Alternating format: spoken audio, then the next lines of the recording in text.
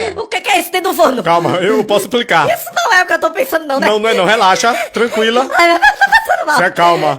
Respira, mulher. Cleitinho! Peraí, não chore não, mulher. É o Cleitinho! Me desculpa, mulher. Não chore não. Pra eliminar suas pulgas, eu vou ter que fazer isso aqui, ó. Fica tranquila.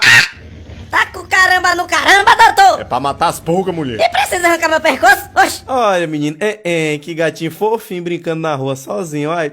Nem caixa, Que conversa é essa aí, rapaz? Oi. Tá fazendo